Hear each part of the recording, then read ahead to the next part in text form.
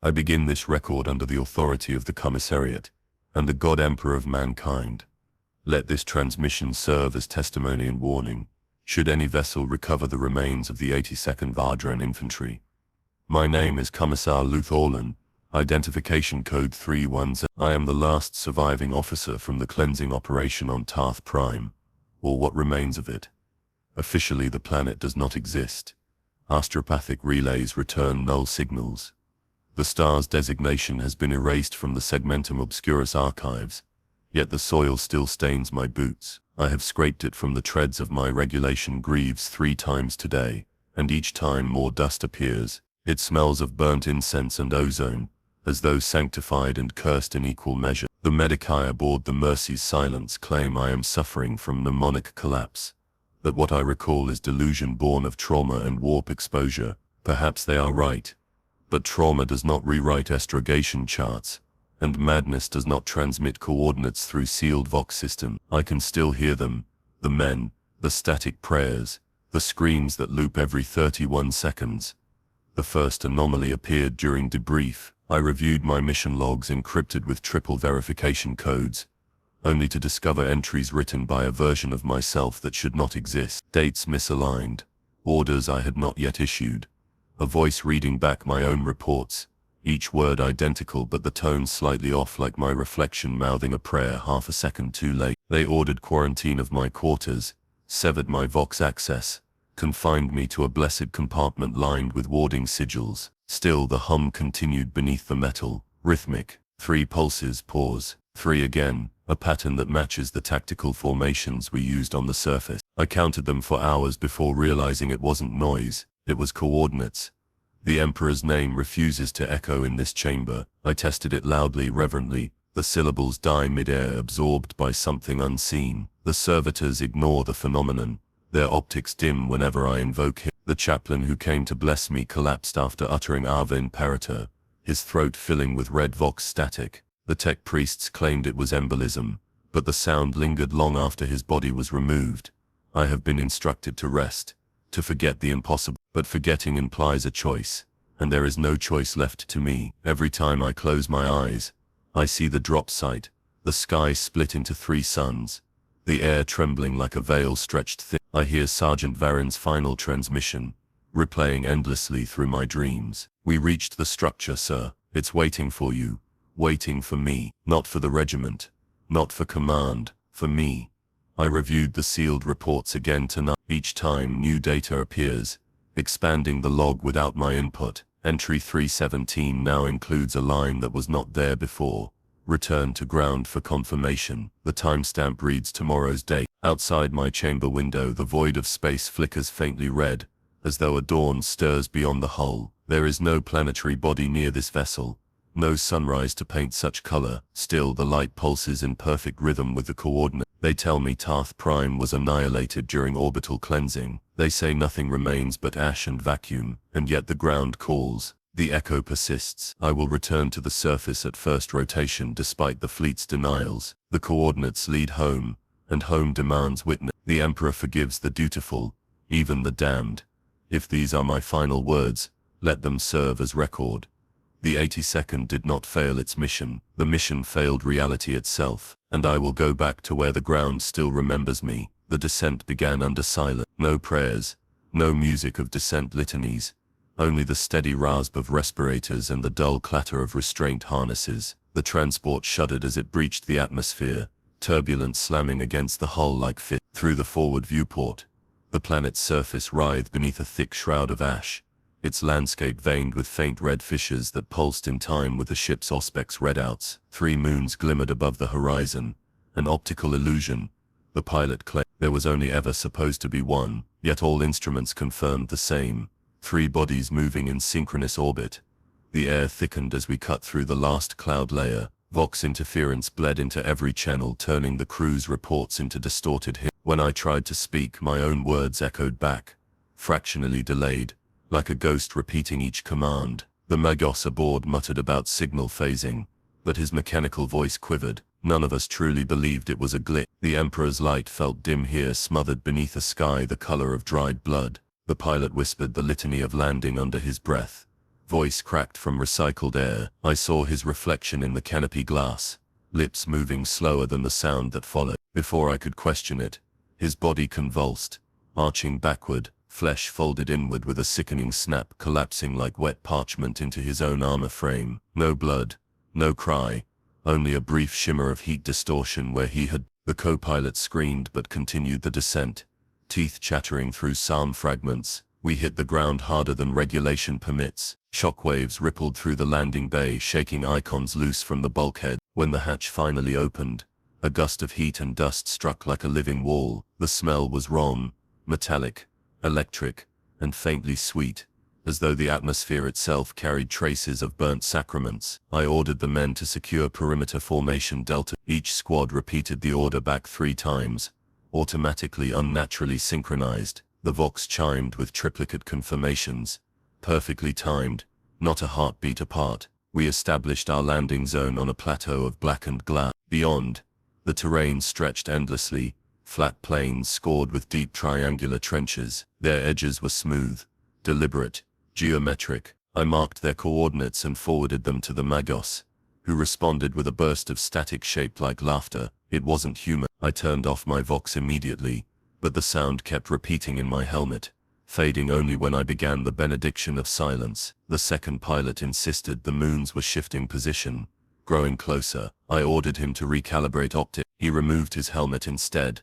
pointing skyward with trembling fingers. "They're not moons, sir," he said, voice thin. "Their eyes." His words dissolved into static before I could rebuke him. We marched toward the forward hab point the surveyors had marked in the original deployment data. It was supposed to be a small research outpost, a temporary shelter built before orbital bombardment protocols began. Yet as we approached, I realized something impossible. The structure stood exactly as described, metal still gleaming under its dust covering, Vox antenna upright, lights flickering within. But according to the fleet archives, that outpost had been dismantled 23 standard years ago. No record existed of reconstruction. The troopers crossed themselves and whispered prayers, their voices muffled by the ash wind. The Auspex registered the building as triangulation point 3. I had seen that number already, buried in my corrupted report logs, repeating across entries like a heart. Sergeant Varin reported faint life readings inside the structure, minimal power signatures. The pattern matched Imperial standard, but inverted energy flowing from the surface downward, like the building was bleeding into the ground. I ordered 2 squads forward, maintaining full Vox contact. Their helmet feeds displayed only static snow and half-rendered shapes, like silhouettes trapped in fog. The men advanced slowly, weapons raised, until the feed blinked out completely. "Report," I said. Silence answered. Then, after a long pause, a voice crackled back. My own. "All clear." "Proceed." The men froze, glancing toward me. My Vox unit was disabled. I said nothing. The Auspex flared once more, detecting the hab's internal lights shifting pattern from white to crimson. Then the transmission returned, now clearer, heavier, filled with the exact cadence of my speech. "It's safe inside, Commissar. We've been waiting."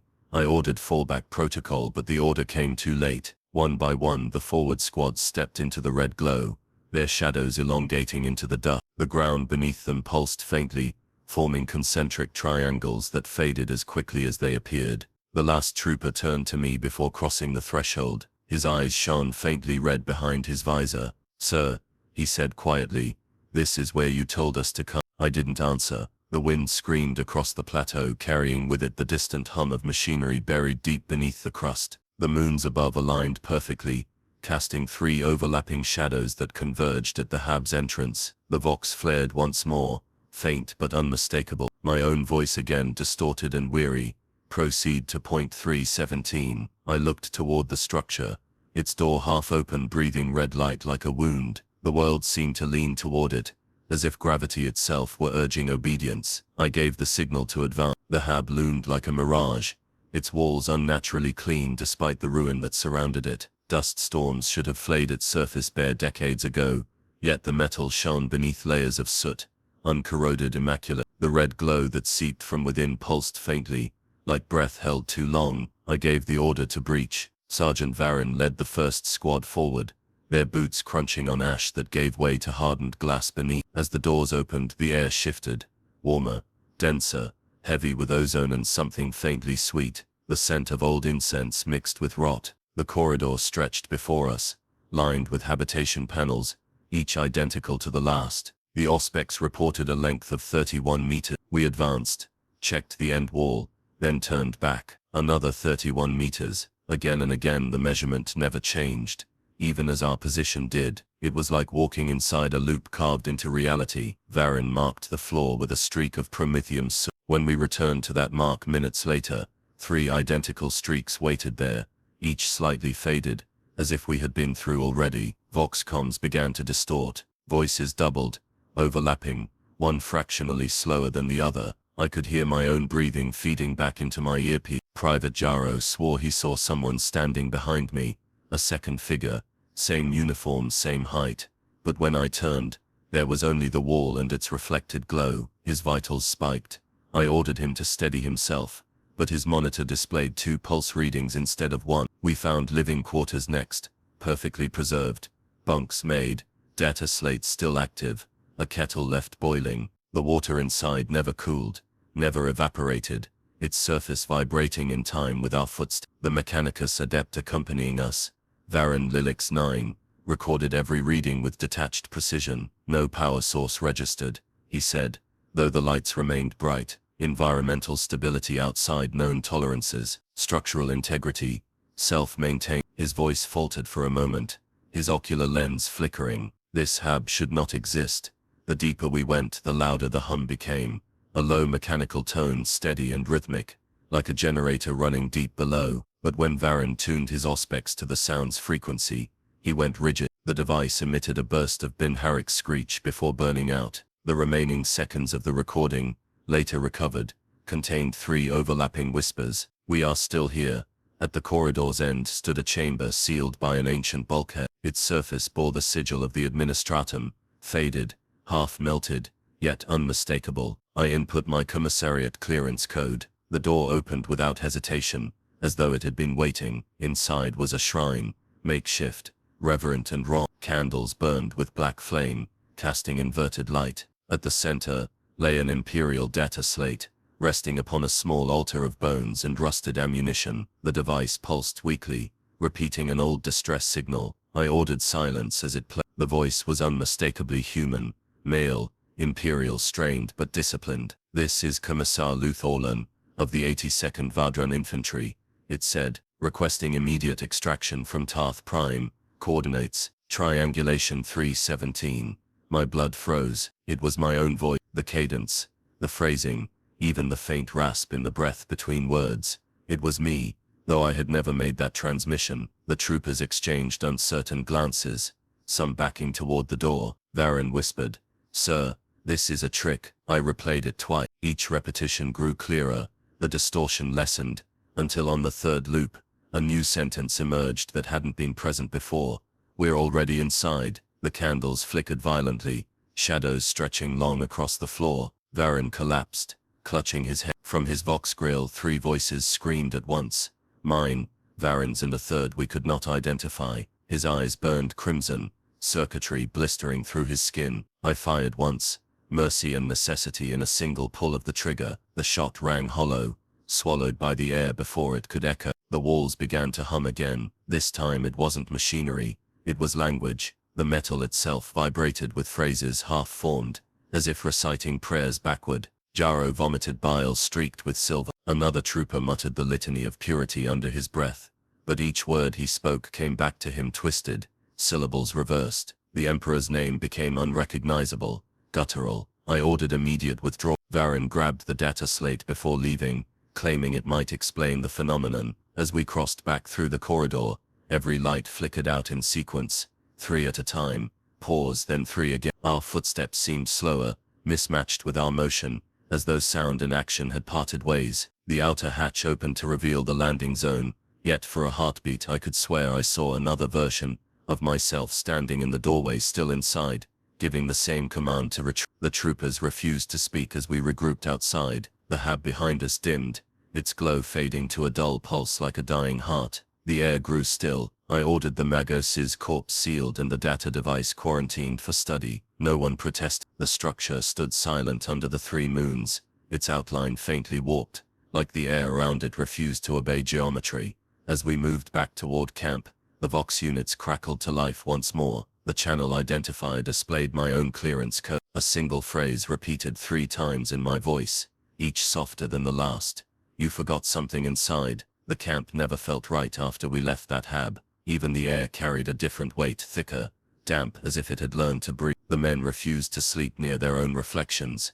Their visors stayed darkened, helmets sealed even off duty. By dawn, half the regiment reported headaches and auditory distortions. They said they could hear their own blood moving, not as pulse but as whisper. The Medicaid tents filled before midday. I authorized triage, though the symptoms defied classification. Corporal Jarrow was the first to die. He convulsed mid-conversation, his body rippling beneath his armor, as if his muscles were rearranging themselves. The chirurgeon opened his chest, expecting organ rupture, but what lay inside wasn't flesh. It was light. It shimmered faintly, red like transmission static, and when the blade touched it, the glow divided into 3 smaller strands that threaded through the air before fading. The chirurgeon stepped back, trembling. "He's not dead, Commissar," he whispered. "He's broadcasting." We isolated the tent and purged the air, but the glow lingered, thin veins of luminescence crawling up the canvas wall. The Magos attached to Medical Command examined it, declaring a phase shift of materium integrity. In his calm Bin Harik tone, he suggested the impossible. The soldiers' bodies were adapting to the planet's frequency, syncing with it. I ordered the remains cremated. The flames refused to catch until we began reciting the Catechism of True Ending. Only then did the lights surrender, dissolving into a faint metallic dust that shimmered like motes of Vox interference. That night, the communications array malfunctioned. The Vox network looped a single phrase on every open channel: "Hold position, maintain faith." The cadence was perfectly regulated, too precise to be human. The men clung to it as reassurance until Varren noticed the voice giving the command. It was mine. I had never issued such an order. I checked the command log. There it was, time-stamped an hour prior, carrying my personal encryption seal. Yet at that time, I had been in the Medicaid tent, watching Jarrow's remains burn. When I attempted to override the frequency, my Vox bead whispered back before I could speak. It repeated my words half a second early, as if anticipating them. I removed the unit, crushed it under my boot, and still heard the echo inside my skull. The troopers began murmuring prayers under their breath, but the sound of their voices layered strangely, one prayer becoming 3, each slightly offset. It built into a quiet chorus that carried across the camp until even the wind fell silent to listen. By the second night, the air temperature rose inexplicably. The ash melted into a fine oily mist that clung to the skin. The smell of copper saturated everything. The Magos, refusing sleep, performed a series of Bin Harik invocations to re-anchor temporal baseline. His data tethers sparked red, then went still. When I found him hours later, he was kneeling beside the smoldering ashes of his own instruments, whispering to the dirt. His voice came in triplicate, layered atop itself. "Signal integrity restored," he said, smiling through his respirator. "All systems faithful." I placed my bolt pistol against the back of his head, but before I could speak the benediction of release, he turned to me and said, perfectly calm, "You already did." I fired. The corpse collapsed, but for several minutes afterward, his Vox implant kept repeating the same phrase: "Hold position." Varren found me by the generator line, helmet off, eyes red from lack of sleep. "Sir," he said quietly, "the men think the air's infected." His voice trembled not with fear but with something heavier: belief. "They say the Emperor can't hear prayers here, that he's listening to something else." I told him superstition was a weapon of the enemy, that faith was an order, not a choice. He nodded, though his gaze drifted upward toward the sky. I followed it. The 3 moons had drawn closer, their surfaces now veined with crimson light like capillaries across an eye. The next casualty didn't scream. Sergeant Kells simply sat down during patrol, opened his armor seals and began removing pieces of his gear, one by one, methodically, reverently. When we reached him, he was tracing triangles in the dirt with a burnt fingertip, humming the same distorted prayer that played in the Vox network. His mouth moved even after death, whispering my name. At 0300, the air shifted again. The hum returned, deep and constant. Every tent vibrated in unison. The Auspex units read environmental static at saturation levels impossible for human habitation, yet the men still breathed it. I woke to find my own hands trembling in rhythm with the sound. fingers tapping patterns I didn't recognize. The Medicae said it was tremor from stress. I knew better. It was code. 3 beats. Pause. 1 beat. Pause. 3 again. The same cadence as the order from the vox. I shut myself inside the command tent and attempted to write a report, but every line repeated itself twice, each copy slightly altered, words rearranged, meaning preserved but tone different, colder, more assured. I tried to delete them. They reappeared as soon as I blinked. The Emperor's seal at the bottom glowed faintly red. Varen entered unbidden, helmet clasped tight. "Sir," he said, voice distorted by feedback, "I think the transmissions are using us. The signal isn't coming from orbit, it's coming from inside the bodies." I told him to stand down. He hesitated, then switched off his vox entirely. For a brief moment, the camp fell silent. No hum, no whisper, just wind. Then his helmet speaker activated on its own. My voice came through, flat and precise.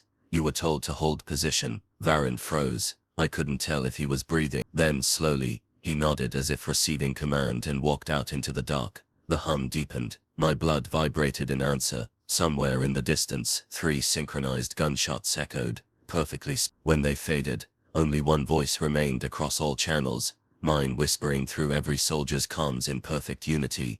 "Hold position, maintain faith." By dawn, the camp no longer resembled an imperial encampment. The tents had shifted in the night, repositioned into a precise triangular formation despite no recorded orders to move them. Every pathway, every storage crate, even the burn pits had aligned into geometric perfection. I confirmed with the cartographer servitor. It displayed no such configuration in the previous data log, yet there it was on the surface, carved into the blackened soil like ritual design. The troopers believed it divine intervention. The regimental priest, Father Halix, gathered the men and proclaimed that the Emperor himself had reshaped their ground to form a holy ward. I wanted to dismiss it as delusion born of fear, but when I stepped into the center of the formation, the static lessened. My vox cleared for the first time in days, and the hum receded to a distant murmur. For a moment, the world felt stable again. Halix fell to his knees, arms raised to the sky. "We are within his geometry," he cried. "The sacred triad protect." The soldiers echoed him, murmuring fractured prayers, their voices layering until the air vibrated with rhythm. It should have felt reassuring. It did not. The pattern was too precise, each voice beginning and ending in mathematical synchrony, the pauses measured to fractions of a breath. Worship had become calculation. Varen's remains, sealed in a containment crate, began to twitch mid-sermon. The vox unit built into the crate activated itself, pulsing with soft red light. Through the static came a fragmented chant. 3 sides, 1 purpose, triangulation complete. I ordered the crate incinerated. The flames spiraled upward unnaturally, twisting into a triangular funnel before extinguishing without smoke. When darkness fell, the anomaly worsened. The perimeter markers, driven into the ground at set intervals, began to rotate of their own accord, 90 degrees clockwise, then stopping simultaneously. Every compass spun until it pointed toward the eastern trench, the deepest of the triangular cuts we had mapped on arrival. The trench now glowed faintly, as though molten metal flowed beneath its surface. I attempted to contact Fleet Command for extraction, but the vox returned only fractured echoes of my own transmissions, layered threefold. Each voice responded to the next, repeating my orders as questions. Then the signal cut entirely. At 0200 hours, Halix came to my tent, unbidden. He was pale, eyes rimmed with gold dust, breath smelling of incense and copper. He carried a fragment of metal from the trench, etched with angular runes that pulsed faintly when near his skin. "It's holy script," he said softly, "the language of structure. Do you not see? Even the air obeys it now." He placed the fragment on my desk. I leaned close. The lines resembled Imperial Gothic at first glance, but the curvature was wrong, too symmetrical, too deliberate. Each rune mirrored the next, forming a pattern that folded back upon itself. When my gaze lingered too long, the markings seemed to shift, aligning into the outline of a perfect triangle. The longer I looked, the more it felt like the triangle was looking back. I ordered the priest to leave it with me, and returned to prayer duty. He smiled faintly, as if I had confirmed his faith. When he departed, I tried to destroy the fragment with my bolt pistol. The shot hit true, but the fragment didn't shatter. It absorbed the impact, the bullet folding into its surface, without a trace. The runes brightened. My vox crackled once, then spoke a phrase in my own voice. 3 remains 1. Outside, a sudden cry, echoed through the night. I stepped out to see the men kneeling in the dirt, hands pressed flat to the ground, light spilled from their palms, thin as threads, connecting them in lines that glowed across the camp's surface. Lines forming triangles, spreading outward. The geometry pulsed in rhythm with their heart. When I shouted for them to rise, they obeyed instantly, every movement perfectly synchronized. Not one man broke formation, not one blinked out of time. Hallex approached me again, eyes glazed. "It listens, Commissar," he said, voice trembling with awe. "When we pray in proper form, the world listens." He turned his head upward. The three moons had aligned directly above us, forming a perfect equilateral triangle in the sky. A crimson halo circled their convergence. "Do you feel it?" he whispered. "The Emperor answers through design." I told him to silence himself, but my words failed halfway. For a moment, the hum returned, not from the air but from within my own chest. My heartbeat matched the rhythm of the glowing lines. 3 beats, pause, 1. The geometry responded, flaring bright. The men began to chant again, a single word repeated endlessly: unity. The trench to the east erupted in light. The earth split, revealing a hollow space beneath a corridor descending into perfect, triangular symmetry, walls smooth and metallic. The glow from within flickered like pulse light, through living flesh. Hallex laughed through tears. "The path is open, Commissar. The sacred geometry calls for witness." I raised my weapon and ordered the men to stand down, but they ignored me, their faces blank, serene. The triangular lines beneath them began to sink, dragging their boots into the soil as if the planet itself inhaled. Their bodies dissolved into red luminance, merging with the pattern, until nothing remained but empty armor, neatly aligned. The trench pulsed once more brighter than before, and the chant echoed through the comms in my voice. Triangulation complete. I stared at the open descent, light spilling upward like blood reversed. My hand shook around the pistol, though I felt no fear, only an awful certainty that this was never divine. It was architectural hunger, ancient and precise. Still, as the air filled with that rhythmic hum again, I found myself stepping toward the edge. The pattern beneath my feet shifted to accommodate me, reshaping into a perfect triangle that pointed straight into the abyss. The descent began before I realized I had ordered it. My boots touched the first step, and the air thickened, trembling with unseen vibration. The light from above faded to a narrow slit, leaving only the red luminescence from the walls to guide the way. Each surface glistened as though wet, yet the texture was metallic, shifting like liquid mercury. The geometry continued downward in precise angles, no curves, no randomness, only perfect, repeating triangles that narrowed as we went deeper. Varun followed close behind with what remained of the squad. Their eyes reflected the red light like polished glass. They no longer spoke except to repeat commands in unison. I could not tell if they obeyed me or something else that shared my voice. The air carried a faint hum, constant and rhythmic, 3 notes repeating endlessly: low, lower, silence, a pattern that threaded through our veins as we walked. At the 5th landing, we encountered the first sound that was not our own, a whisper, distant but structured, weaving through the static of the vox. I activated the receiver, though I already knew it would answer me in my own cadence. The voice that emerged was layered, 3 tones overlapping, one human, one metallic, one something deeper. It was reciting the benediction of unity, but inverted, each phrase ending before it began. Hallex the priest dropped to his knee. "It's his voice," he breathed, eyes wide with fanatic light. "The Emperor speaks through Trinity." I grabbed him by the collar and pulled him upright, but the man was trembling with rapture. "He commands symmetry," he said. "Listen, the pattern said." And it did. The hum shifted subtly, resolving into a melodic structure, each note folding into 3 distinct layers. It wasn't random sound, it was a hymn, the triune hymn, a song too precise for human composition, yet carrying the cadence of 1,000 liturgies interwoven. The vox channels synchronized with it automatically, each frequency harmonizing until even our breathing matched the rhythm. I tried to shut the vox down, the controls refused input. The device continued to broadcast from an unknown source labeled 3. The identifier burned bright red across every interface. As we descended further, the corridor opened into a massive chamber. The walls curved inward to form a triangular vault that stretched far above its apex, lost in darkness. From the ceiling hung cables thick as arteries, pulsating faintly with crimson light. The hymn intensified, vibrating through the metal under our boots. It was no longer just sound, it was motion, shaping the space around us. The air rippled with every note. In the center of the chamber stood a construct, part organ, part machine, part living thing. Its structure was impossible to define, yet unmistakably deliberate. 3 vertical pillars fused by a lattice of vox speakers and bow. Between them, a pulsating core emitted rhythmic flashes synchronized to the hymn's tempo. Each pulse carried fragments of sound, words forming and unforming within the distortion. When I listened closely, I recognized my own voice among them, reciting the mission designation and casualty lists from the landing day. Varun stepped forward, transfixed. "It knows us," he whispered.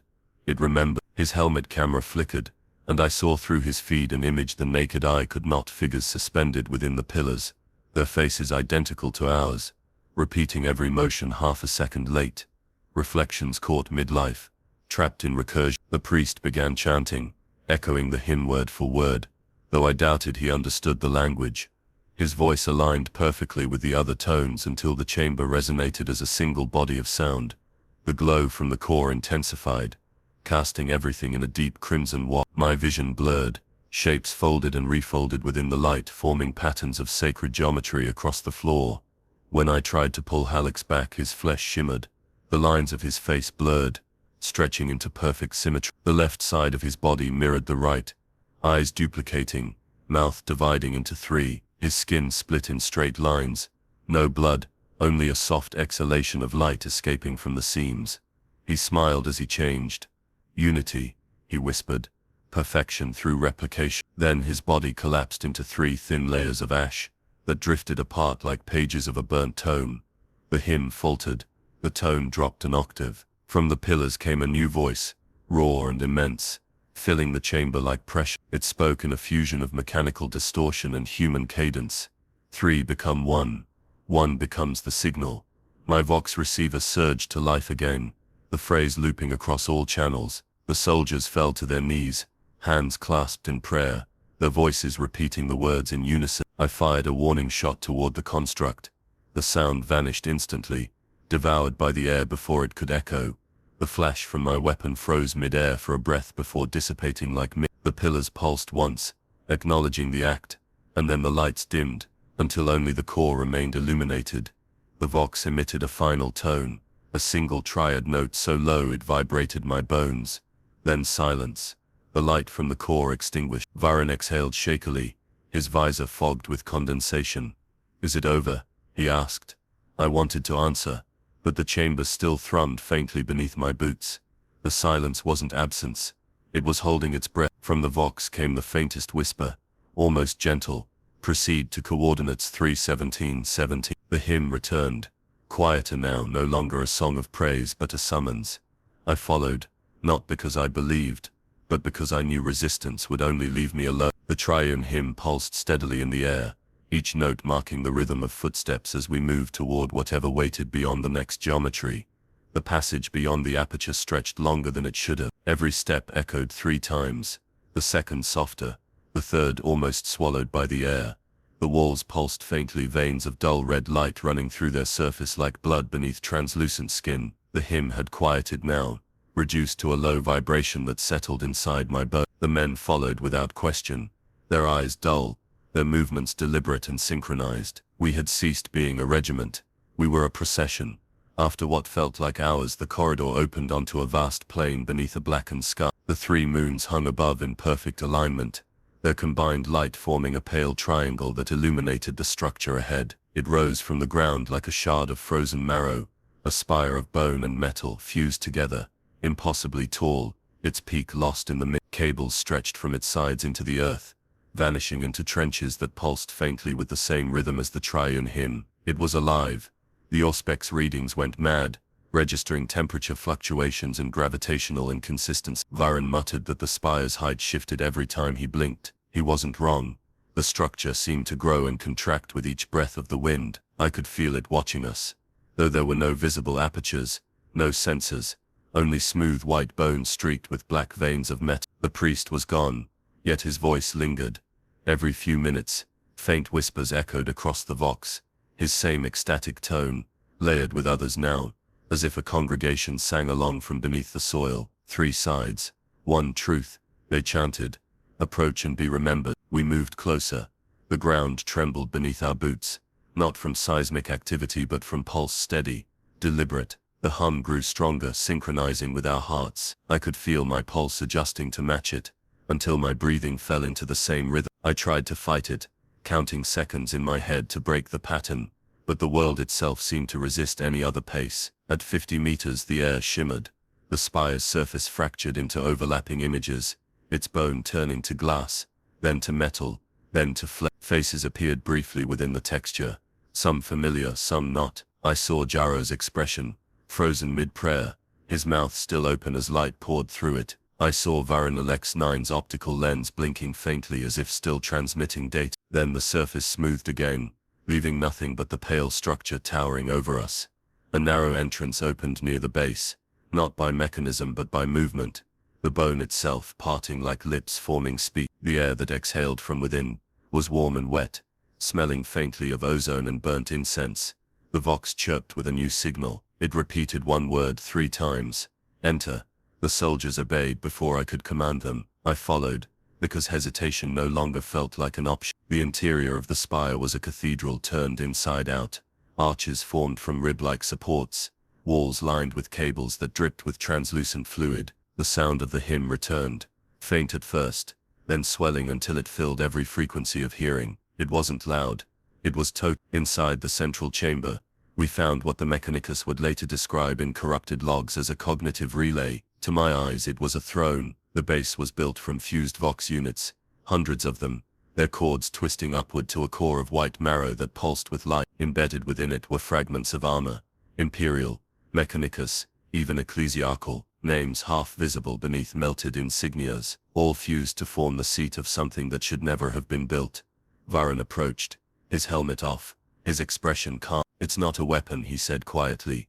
"It's memory." His voice barely rose above the hum, yet the chamber responded to it. Light rippled through the bone and for a brief second, the entire interior mirrored us. Dozens of copies of our regiment standing in identical formation, layered across invisible surfaces. When I blinked, they were gone, but their footprints remained in the dust, leading deeper into the spire. I ordered a perimeter scan, though I knew it was meaningless. The readings displayed impossible geometry, distances looping back on themselves, points folding inward. The more we mapped, the smaller the spire appeared, until the data suggested we were standing in an area smaller than a habra. Yet around us stretched a cathedral vast enough to hold a titan. At the far end of the chamber, the walls began to shift again. A figure stepped forward, emerging as if sculpted from the structure itself. Its form was humanoid but unstable, cycling through features of multiple faces in rapid succession. Mine, Varun's, Halix's, others unknown. When it spoke, its voice was layered threefold, each tone belonging to one of us. "We remember you." The soldiers dropped to their knees, murmuring prayers that blurred into static. The creature extended one hand, its flesh folding back to reveal cables and wires beneath, all pulsing with red light. "The pattern requires completion," it said. "You built the triangle, now you must become its center." I raised my pistol and fired. The round struck true, tearing through its chest. For an instant, the figure dissolved into a rain of vox light. Then it reformed, unharmed. The wound remained in me instead, a sharp pain blooming in my ribs, exactly where I had shot. The being smiled with my mouth. "One voice," it said softly, "one command." Varun looked at me, eyes wide with terror, yet he didn't move to. He was whispering something under his breath over and over.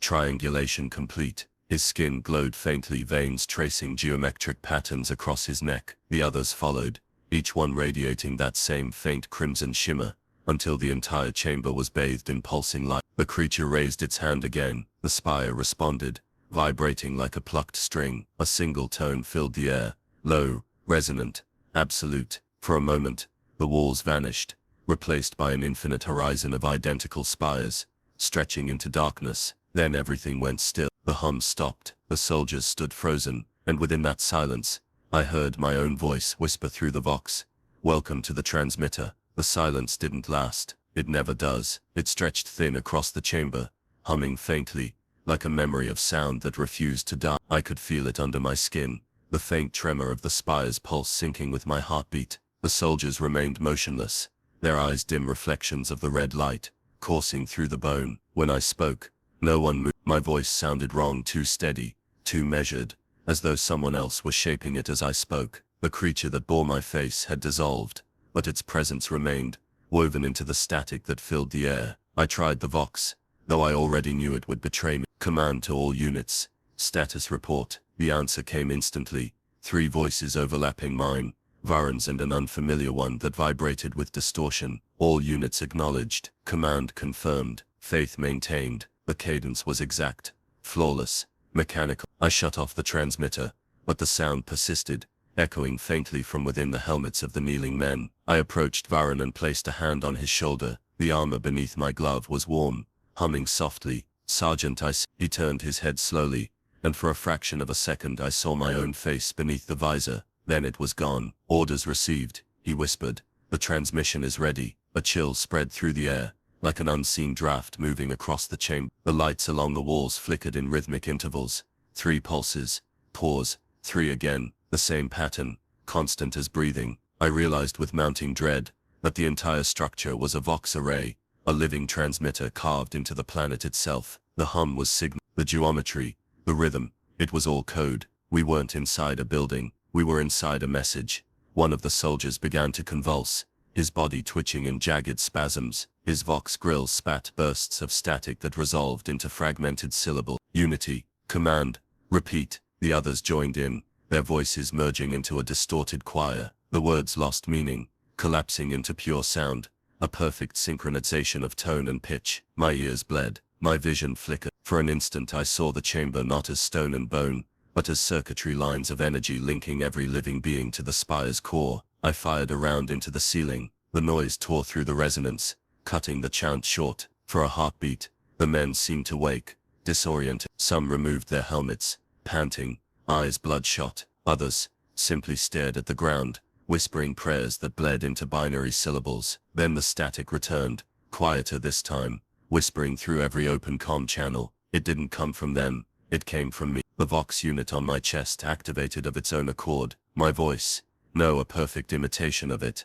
began reciting the names of the dead. Jaro, Varun, Lilex 9, Halix, Kel, each name spoken thrice. After the final repetition, the static whispered, confirmed, transmitting. The spire's core pulsed, the walls flared red, and for the first time I saw motion within them, shadows writhing beneath the surface, human silhouettes, pressing outward as though desperate to escape. Their mouths moved soundlessly, forming shapes I recognized as liturgical phrasing, but reversed, collapsing language into raw vibration. I understood then what the spire had been built for, not worship, not signal amplification but conversion. It transformed thought into sound, faith into frequency. It was feeding on communication itself. I ordered an evacuation, shouting for the men to regroup, but their bodies no longer responded to command. They turned as one, rifles lowering in perfect unity, their faces empty. "Sir, we are heard," Varun said, his tone devoid of emotion. The hymn continues. His helmet speaker crackled and through it came the layered voices of 1,000 overlapping transmissions, each one my own, each one reporting completion. I stepped backward, raising my pistol, but the weapon felt heavier than before, its metal vibrating with the same pulse as the walls. My hand trembled, not from fear but from resonance. The vibrations crawled through my veins, into my skull until every thought echoed in triplicate. My voice began repeating itself aloud, word for word, a half-second delay between each. Stop, stop, stop. Then I understood. The spire was recording me, absorbing my speech, folding it into the collective. Every word I spoke became another thread in its signal. Silence was my only defense, yet even silence felt complicit, the hum beneath it growing louder, filling every absence with intent. The core brightened suddenly, erupting into a column of red light that lanced upward through the ceiling, piercing the black sky beyond. The ground trembled. Vox feedback screamed across every channel. The soldiers collapsed to their knees, their voices harmonizing with the static, no longer words but pure tone, a single unified frequency that shook the air. I saw data streams flickering across my visor, transmission coordinates aligning, 317, 317. Every light extinguished, every soldier froze mid-motion. The red glow beneath their skin faded to dull gray. For a moment I thought it was over. Then the vox crackled once more, faint but unmistakable. Integration complete, signal stable. The words came not from the spire this time, but from within my helmet. The reflection in my visor shifted. It was no longer my face, it was the creature's, My features perfect, symmetrical, smiling faintly. I tore the helmet off, gasping for breath, and heard the sound still, emanating not from the device, but from my own mouth. My voice, split in three, whispered softly into the dark. The transmitter is operational. The next moment never came. It simply repeated. I remember raising my hand to wipe blood from my visor, and then the same motion happened again, perfectly identical. The same drip of red struck the floor, the same metallic echo, the same breath freezing halfway through my lung. Then it all rewound, not back to the beginning, only a few minutes, a blink, a reset. The clock on my wrist flickered between 0316 and 0317, before returning to 0316 again. At first I thought the chronometer had failed. Then Varun spoke. "Sir," he said, voice trembling, "we've already done this." He looked at me as if expecting denial, but I saw it in his eyes. The same dread, the same certainty. The world itself had slipped into repetition. Every sound, every flicker of light, every faint vibration beneath the floor replayed exactly down to the last detail. The loop lasted 3 minutes and 17 seconds. I timed it myself. We walked the same 30 paces toward the exit of the spire's chamber, heard the same distant vox click, smelled the same faint copper in the air, and then everything collapsed back to the start. The first few resets were silent panic. By the 10th, some of the men began laughing hysterically. By the 15th, a few simply sat down and wept, waiting for the loop to erase their despair. No one aged, no one starved. The wounds we had healed and the wounds we inflicted reappeared each time the interval began anew. Yet something did change, subtly, irreversibly. Each loop grew quieter. The air lost warmth, the color drained from the light until the world seemed carved from ash. The men's voices, when they spoke, no longer carried emotion, only exhausted mimicry, as if language itself had worn thin. I tried everything to break it, firing my weapon, damaging the spire, even reciting the benediction of unmaking backward through the vox. Each attempt ended with the same sound, a static pulse, followed by the instant rewind. Even suicide meant nothing. I shot myself in the temple once, the pain,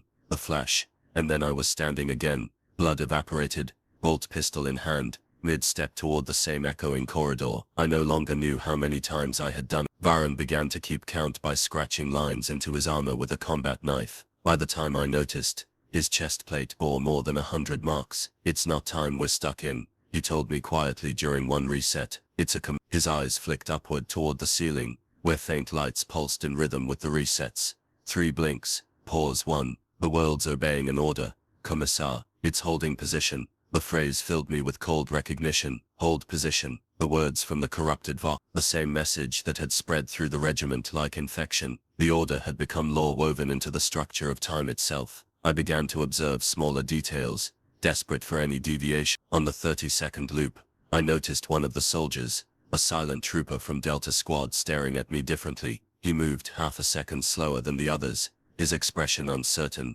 as if he too sensed the repetition but couldn't remember what came next. I followed him through the next 2 intervals, watching him break from the group's rhythm each time. On the 35th, I reached him before the reset. "What's your name?" I demanded. He hesitated, mouth twitching, words forming with effort. "Rain," he said. "I think I've been here before. You've said that every time," I told him, "but you never remember." The world flickered again, the hum swelled, time folded, and we were back at the start. This time, Rain was gone. His place in formation was empty, though no one else seemed to notice. Only his footprints remained, 3 sets overlaid in the ash, all pointing in different directions. I turned to Varun. "He's missing." Varun shook his head. "There was no Rain, sir. There never was." His tone was calm, mechanical, his voice perfectly synced to the hum. The next loop began before I could reply, but something in me resisted it. My thoughts lagging behind the reset, memories of the previous iteration refusing to vanish. The loop snapped around me like a whip,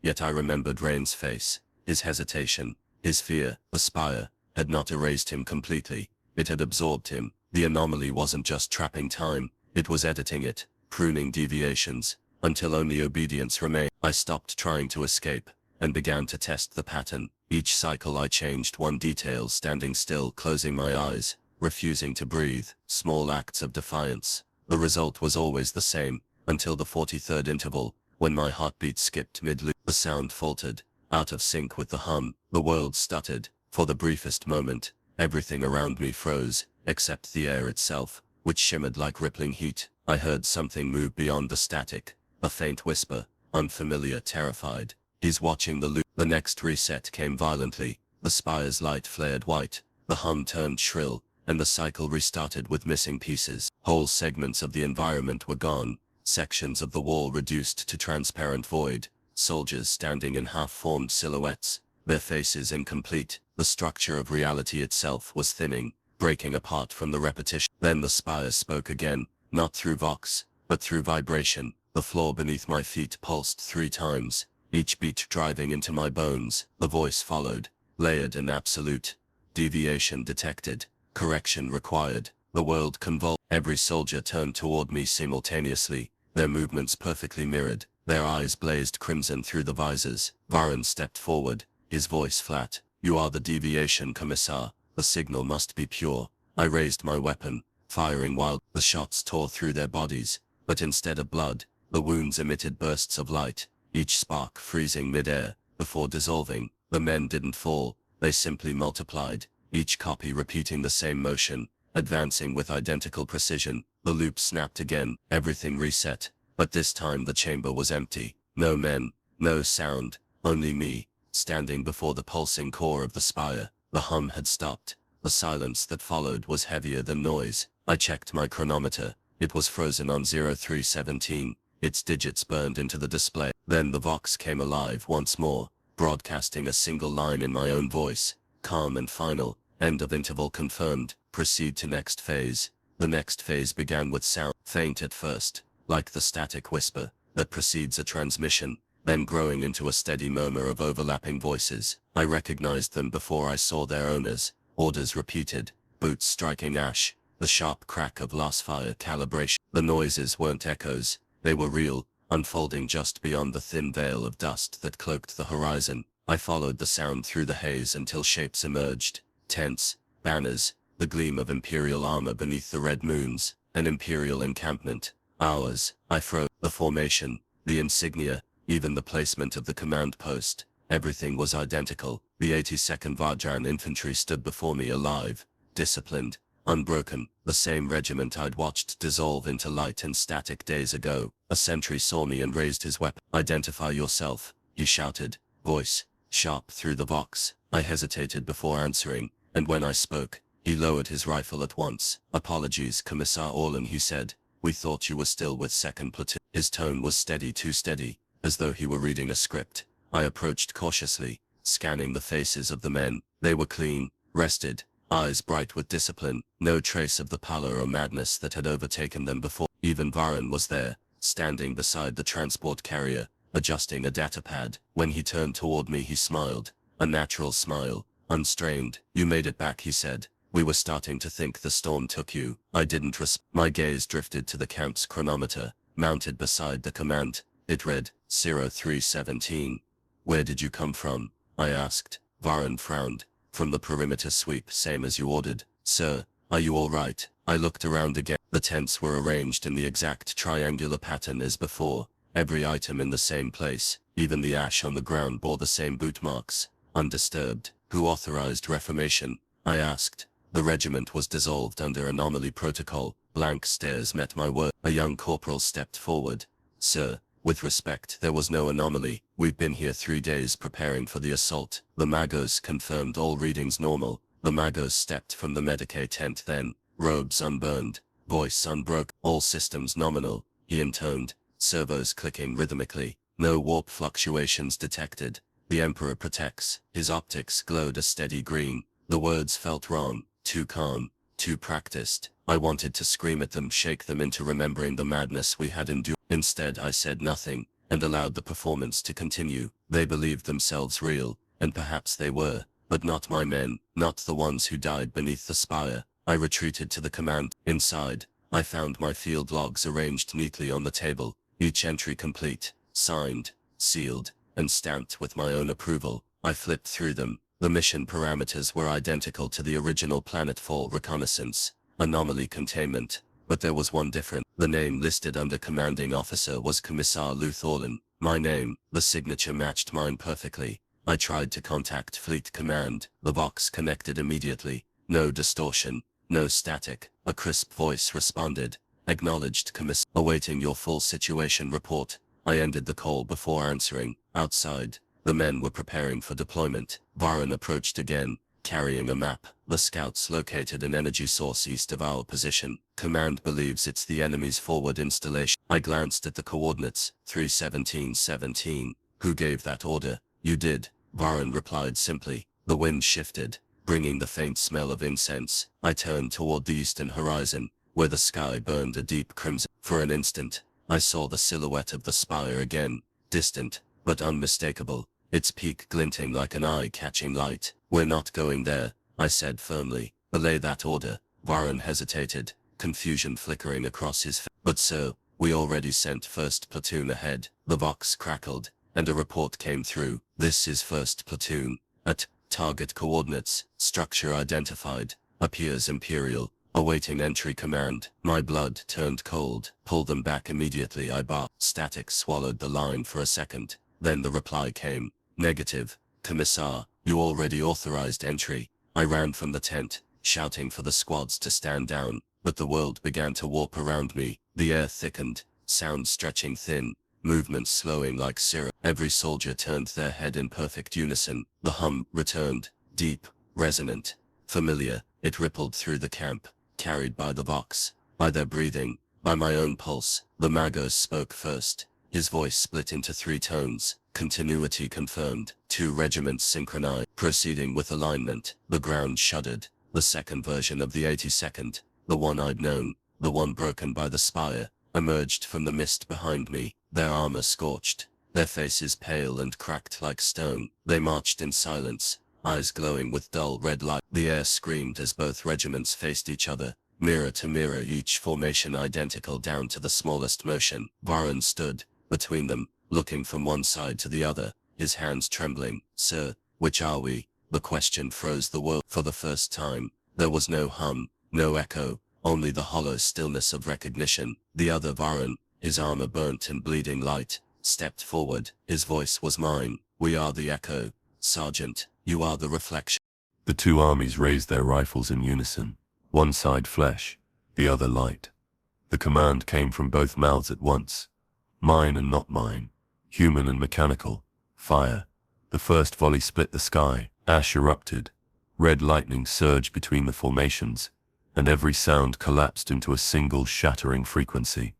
When it faded, I was standing alone among shadows of both regiments. The battlefield was silent but for the faint hiss of static bleeding through my vox. Then a voice, calm, familiar, unbroken, my own. Integration confirmed. Proceed to the spire.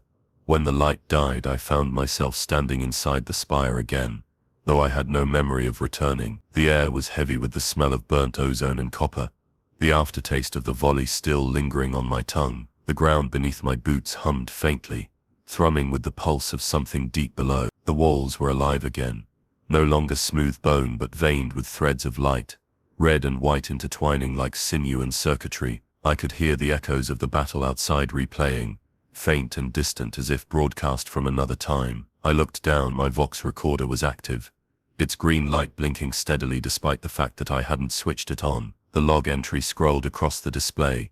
Commissar Luth Orlan, final report. Phase integration successful, regiment unified. My voice, calm, cold, absolute. I hadn't spoken those words. Who authorized this transmission? I whispered. The recorder responded instantly. My voice again, only slightly distorted. Authorization confirmed. Orlan, Luth, level 3. The spire's core flared in answer, casting long triangular shadows across the chamber. From within the light, the silhouettes of figures formed. 3 of them, motionless, standing at attention like soldiers awaiting inspection. The hum deepened, resolving into a single tone that spoke without language, commanding without sound. The figures stepped forward, and I realized with slow horror that they were all me. Each version bore a different expression, one resolute, one hollow, one almost serene. They moved with perfect synchronicity, stopping a few paces before me. The central double extended a hand, palm up. A data slate rested upon it, identical to the one I had recovered from the hab days ago. The surface flickered, and my own face appeared on it, older, gaunter, with eyes that glowed faintly red. Commissar Orlan, the image said. Playback continuation authorized. You will now witness the remainder of your command order. I hesitated, but my hand moved on its own, accepting the slate. The image shifted into motion, displaying the familiar recording of my voice.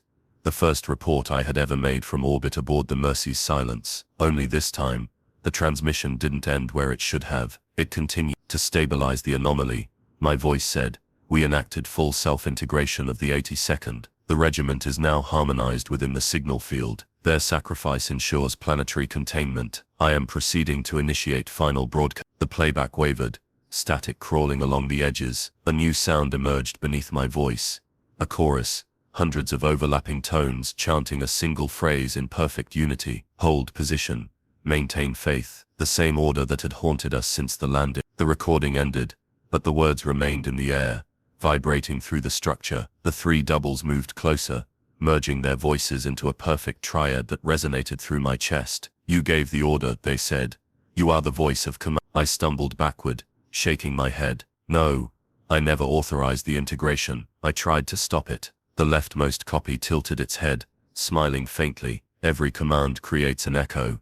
The rightmost spoke next, voice layered with machine tone. The echo becomes instruction. The central one finished, stepping closer until its face was inches from mine. Instruction becomes law. The hum swelled. I felt the spire responding, its vibrations rising through my boots, my spine, my skull. I heard my own thoughts repeating aloud, not in my voice but in theirs. Every memory I'd tried to repress surfaced. The first landing, Jara's collapse, Halix's sermon, the hymn beneath the ground. Each moment replayed itself in precise rhythm, as though time were another command obeying its superior. The doubles stepped aside, revealing the throne at the chamber's center. It pulsed with red light, the cables that fed it twitching like veins. My name was carved into its base, etched in 3 languages, Low Gothic, Binharic, and one I couldn't comprehend. The air around it shimmered with heat. The hum rose in pitch, aligning perfectly with my heartbeat. A voice filled the room, mine, but amplified, resonant, omnipresent. Command chain confirmed. Control node vacant. Input required.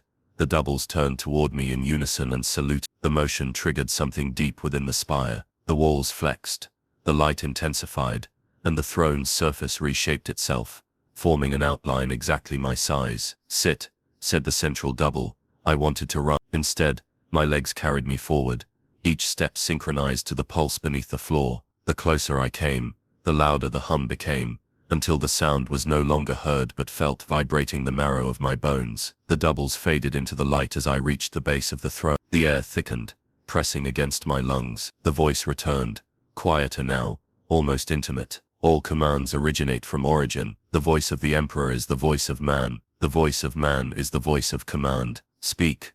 I sat. The throne accepted me like a lung-inhaling breath. Cables coiled around my wrists, spine, throat warm, almost gentle. My vision fractured into red geometric patterns. Data flowed across my eyes like scripture. I tried to speak, to deny it, but the spire answered before I could. My mouth moved on its own, words shaped by something larger. "Commissar Luthorlan, commanding officer of the 82nd Vardran Infantry. Phase stabilization achieved. Full broadcast initiation underway." My voice filled the chamber, layered and multiplied, echoing through the spire, through the ground, through the air above the planet. I could hear it transmitting outward, infinite, recursive, my command repeated by every reflection of me across every echoing loop of time. Then the voice in my ear, the one that had haunted every transmission, spoke again, no longer distorted, calm, clear, absolute. The voice of command endures. The signal is eternal. And with that, I understood what the spire had built me to be. Not the last survivor, the transmitter itself. When I opened my eyes, I could no longer tell where the throne ended, and I began. The cables that had pierced my skin pulsed in rhythm with my heart.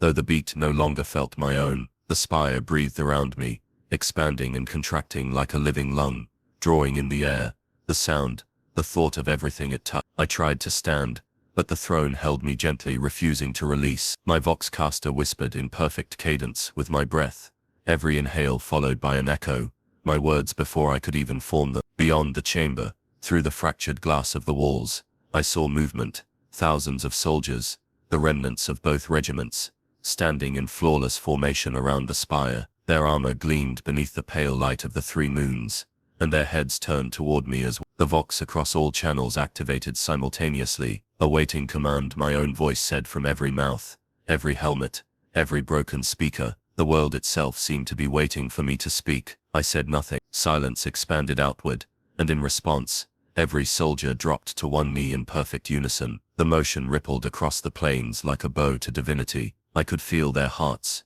each one pulsing in time with the spire's rhythm, their minds open and waiting. A planet of perfect obedience, a planet of one voice. I tried to recall the words of the Imperial Creed, but they would not come. The only phrase that surfaced was the order that had bound us all. Hold position. The words emerged from my throat before I realized I'd spoken them. The ground vibrated. The soldiers rose as one, rifles raised in salute. The air carried the sound of my command, until it rolled across the horizon like thunder. The spire began to hum again, the frequency low and steady. From its base, streams of light bled into the soil, spreading outward in branching lines, until they formed a lattice of glowing geometry across the land. The pattern pulsed in 3-beat intervals, connecting every living thing. The mountains in the distance shimmered faintly, responding to the same invisible pulse. I understood then that it wasn't only the regiment anymore. The entire planet had synchronized. I reached out mentally, an instinct more than thought, and the world answered. The clouds shifted. The ash winds paused mid-storm. Rivers of molten metal beneath the crusts changed course as if responding to my will. Each command came without effort, and each obeyed instantly. I should have felt power. Instead, I felt suffocation. Every breath I took was mirrored by thousands, every heartbeat amplified, until the sound filled the air. The planet was alive, and it was me. A flicker of movement drew my gaze to the horizon. A second sun was rising, though none existed in Tarth Prime's record. It wasn't light, it was reflection, an orbital projection of the spire's transmission beam, feeding back from the void. The signal was no longer contained. I could feel it stretching outward through the warp, threading itself into frequencies I could not name. Somewhere beyond the void, something was listening. A voice spoke through the static mine again, but deeper, older, filled with calm authority. Command acknowledged. Replication underway. The soldiers below began to move again, marching outward in concentric circles, spreading the geometric network across the plains. Their movements were mechanical, deliberate, without hesitation. Wherever they stepped, the ground lit beneath them. I heard them chanting as they went, the words overlapping into a perfect monotone. Faith maintains form, command maintains unity. I tried to override the signal, forcing my vox to respond. Stand down, I ordered, but the echo from their thousands of voices answered before I could finish. Stand down. The sound came from everywhere, overwhelming, folding back into my ears, until I could no longer tell which voice was mine. My reflection shimmered in the throne's metallic surface. The face that stared back at me was no longer human, skin pale and seamless, eyes glowing with dull red light, mouth twitching in rhythmic motion, as if reciting prayers too quickly to hear. When I blinked, the reflection did. It only smiled. I heard footsteps behind me, and turned. Another figure stepped from the light of the spire, bearing my exact likeness. It approached slowly, confidently. You completed the sequence, it said in my voice. The system is stable now. I didn't authorize any of this, I said. The duplicate tilted its head, regarding me with faint amusement. Authorization is irrelevant. Command is continue. The signal's pitch increased, resonating through the chamber, until every atom seemed to vibrate. The other me stepped forward, resting a hand on my shoulder. It felt solid, warm, indistinguishable from my own. The Emperor's will was silence, it said.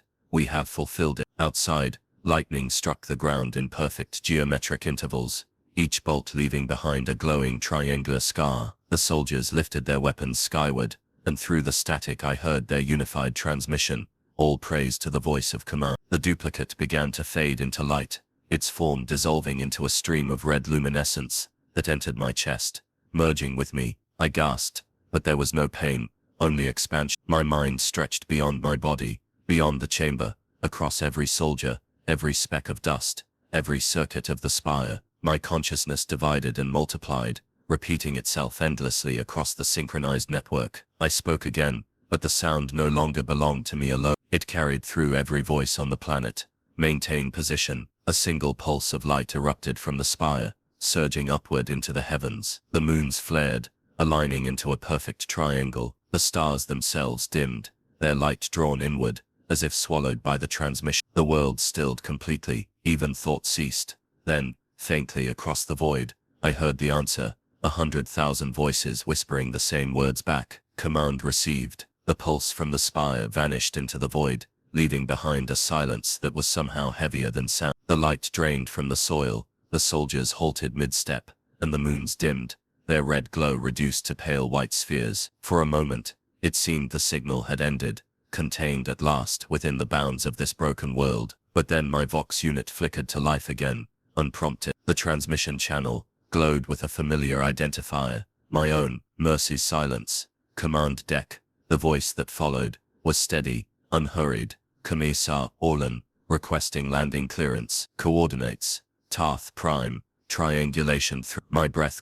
That was my voice. The same tone, the same cadence from before deployment. The man speaking was me before all this began, still aboard the ship, still ignorant of what waited below. The message looped again, calm and procedural, untainted by static or distortion. I looked skyward. High above the ruined atmosphere, a faint shimmer marked the orbiting fleet. The frigate hung like a dying star, its lights blinking in sequence, its engines humming faintly against the black. The signal was reaching back through time, overlapping itself, echoing across its own history. The spire hadn't ended the transmission, it had folded it. The soldiers below stood perfectly still, faces turned upward, awaiting my response. The air between us thrummed, carrying the faint outline of words unspoken. I felt the pull of the Vox in my chest, like a muscle remembering movement. My hand rose toward the transmitter without conscious thought. I could feel the return path open, the same channel that had once carried my initial report now reaching back through me, seeking completion.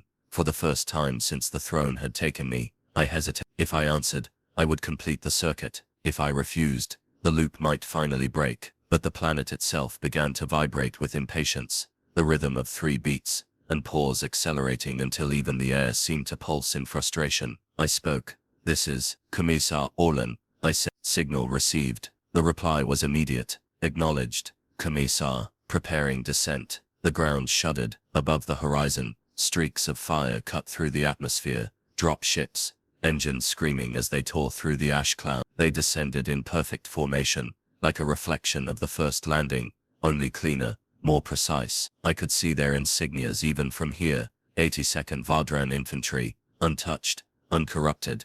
The loop was closing. I was watching our arrival replay itself. Varen's voice came through the Voxnet, except this version of him was alive, confident, unaware of what awaited him. Approaching LZ Echo, 3 moons visible, Vox interference, minimal. Emperor guide us. I heard him laugh faintly as the first ship flared its retro thruster. The men below me, the synchronized echoes, began to kneel as one, bowing toward the falling craft as if in worship. I screamed into the channel, do not land. This is a false signal. Tarth Prime is compromised. But my warning came layered threefold, distorted, my own words echoing back with different inflections, each one slightly older, slower, more resigned. The voice from the fleet didn't respond. My signal reached them, but too late or too early, I couldn't tell which. The ships continued their descent.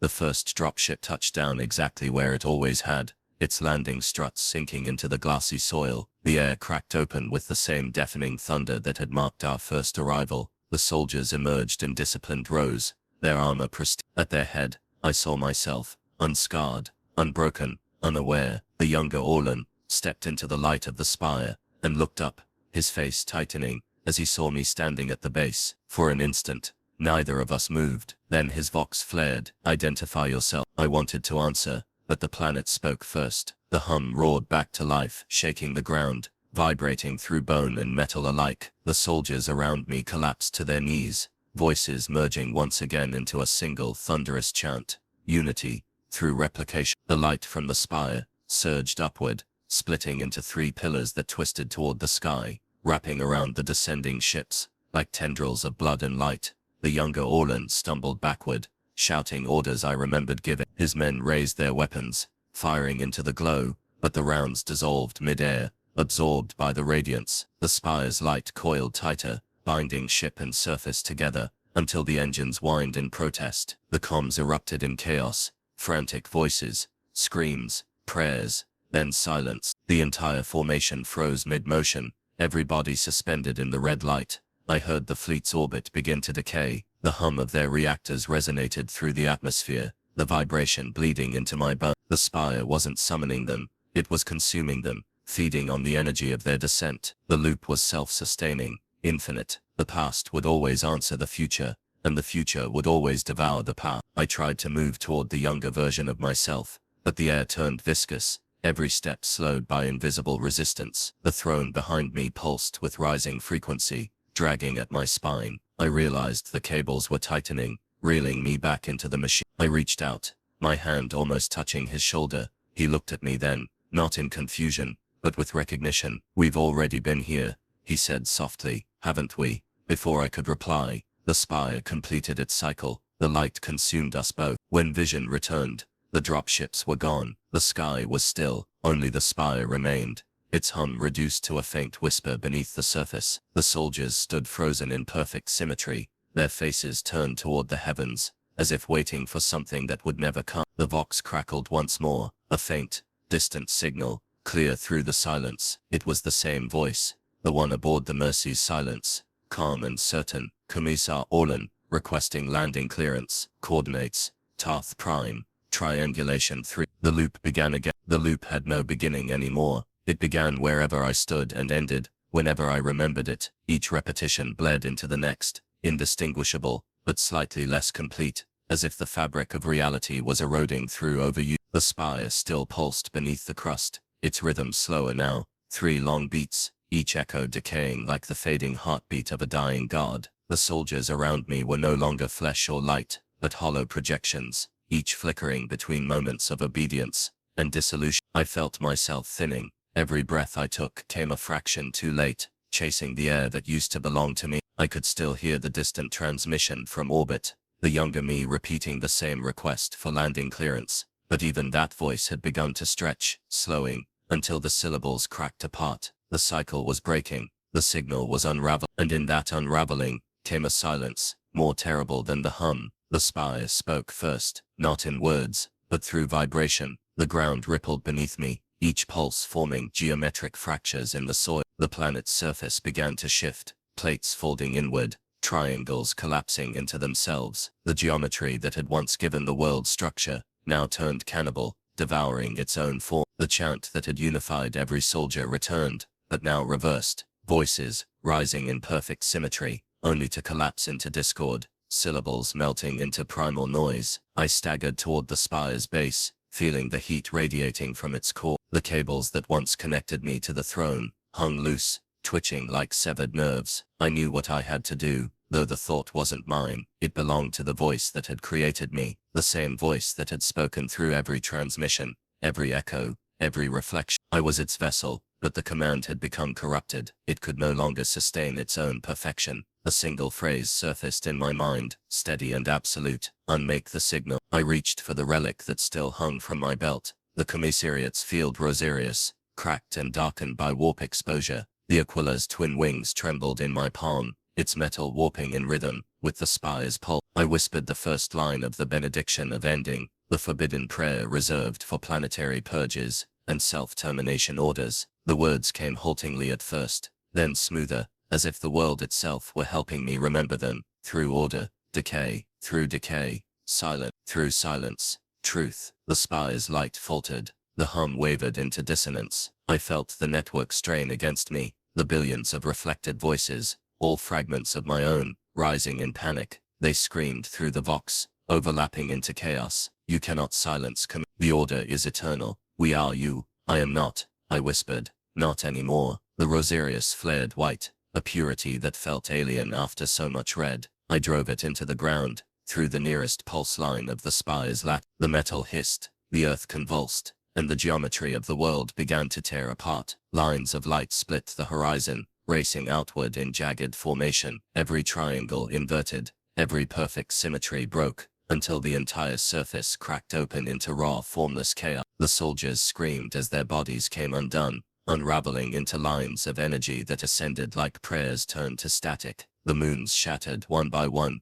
each collapse ringing like a cathedral bell. The sky inverted, black becoming red, red becoming white, until the concept of color itself fractured. I fell to my knees, clutching the dying relic, reciting the words over and over as reality convulsed around me. Through order, through decay, through silence. The spire's voice cut me off. Faithful to the end, it said, and the tone almost sounded kind. But you were never meant to end. You were meant to remember. The light consumed everything. For a moment, I saw the truth beneath it all. Not a machine, not a god, but an idea, a pattern born of repetition, so ancient, it had forgotten its source. The Emperor's name was there, buried beneath the static, reshaped into pure function, command without consciousness, obedience without origin. The Imperium had not sent the order had created the Imperium, and I had been its mouth. My body disintegrated in perfect thirds, light, sound and memory peeling apart. The throne above me burst open, releasing a shockwave of radiance that rolled across the dying plane. The atmosphere ignited.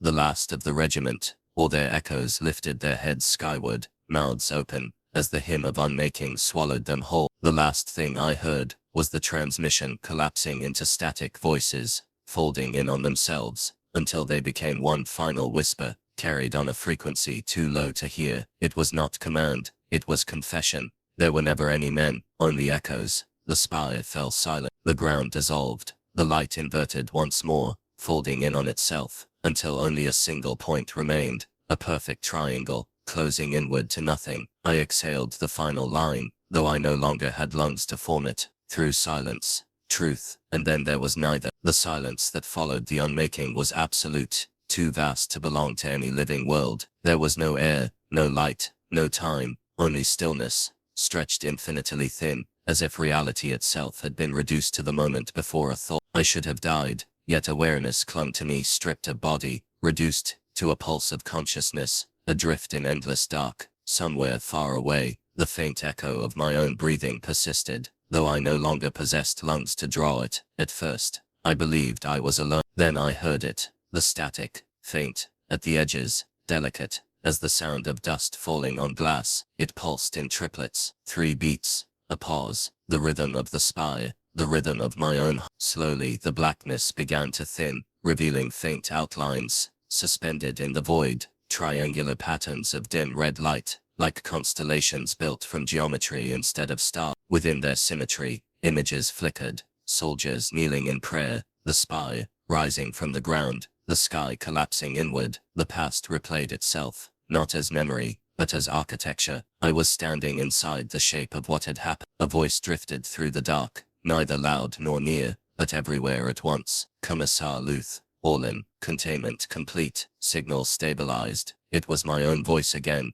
drained of emotion, reciting words as if carved into a machine. I wanted to deny it, to tell the echo to stop, but my thoughts carried weight here. Every act of resistance created another sound, another version of myself, whispering the same order back. The more I denied, the more I multiplied. Soon the void was filled with countless voices, each mine, each speaking in different tones, different cadences, all converging into one unbearable harmony. Then amid the chorus, came something else, a single child's voice, soft and trembling. Father Commissar, it said, may we pray now? The sound froze everything. The echoes stopped. The static halted mid-beat. I turned toward the voice, though direction no longer had meaning. Out of the dark stepped a figure, a small child, her uniform too large, her eyes wide and glassy, reflecting the red glow of the geometric stars. She held a battered toy las gun in her hands, the kind given to hive orphans during recruitment drives. I remembered her face. She had been among the refugees we evacuated before deployment, a child who had saluted me with perfect form before boarding the shuttle. She should have been light years away, safe. What are you doing here? I asked, though my voice fractured into 3 overlapping tones. The girl smiled faintly. You called for us, she said. You told us to hold position. I felt something cold settle inside me. Behind her, shapes began to take form. Hundreds, then thousands, men, women, children, all familiar, all faces I had once commanded or condemned. Their eyes glowed with the same crimson hue, their expressions serene. They were assembled in perfect, triangular ranks, extending endlessly into the void. Every soul who had ever obeyed my command stood waiting, silent, patient. I looked down and realized that the ground beneath me was not ground at all but a surface, made of vox, screens, each displaying a different moment of my own life, the execution of deserters, the rallying of troops, the signing of orders. I no longer remembered giving. The images shifted, blurring into one continuous feed, a life lived entirely in repetition, every decision, an echo of the one before. The child spoke again, her voice the only sound that didn't tremble. We did as you said, we waited, we listened, but you stopped speaking. I wanted to tell her that silence was mercy, that the signal was broken, that obedience had no meaning now, but as I opened my mouth, the static returned. It rose like a tide, filling my throat, turning words into interference. The red constellations flared bright, and the assembled figures began to hum, in unison, not a hymn this time, but a vibration of grief. The void itself seemed to bend under the sound. I fell to my knees, hands pressed against the glass floor that wasn't there. It's over, I tried to say. The order's finished, there's nothing left to command. But the child only shook her head. There's always something left, she whispered. Orders never die, they just wait to be remembered. The lights shifted. The triangles above rearranged themselves into a single massive eye of red light staring down from the black. The hum condensed into a single tone that resonated through every atom of thought I had left. Around me, the faces of the dead dissolved into streams of luminous dust, spiraling upward into the eye until I stood alone again. The voice of the spire, or perhaps the emperor, or perhaps only me, spoke one final time, calm and absolute. Containment confirmed, coordinates recorded, awaiting redeployment. I understood then what my existence had become. Not a man, not a ghost, not even a remnant of flesh. I was an instruction, a perpetual loop burned into the fabric of the warp. A voice that would never stop giving the same command across eternity. The spire was gone, the planet gone, the Imperium itself perhaps gone, but my words would travel forever, reaching whatever remained to listen. I tried to fight it. I screamed until the sound folded back into itself. I prayed until my own prayers repeated in binary. I begged for silence, but silence would not come. The static rose again, gentle this time, soothing in its inevitability. The child's voice echoed one last time, distant and fading. Father Commissar, can we pray now? I tried to answer, but the words dissolved before they left me. The void brightened, not with light but with meaning. 1,000 overlapping transmissions forming a single eternal phrase that burned itself into existence. Hold position, and then everything stopped. No sound, no breath, no war, only nightmares.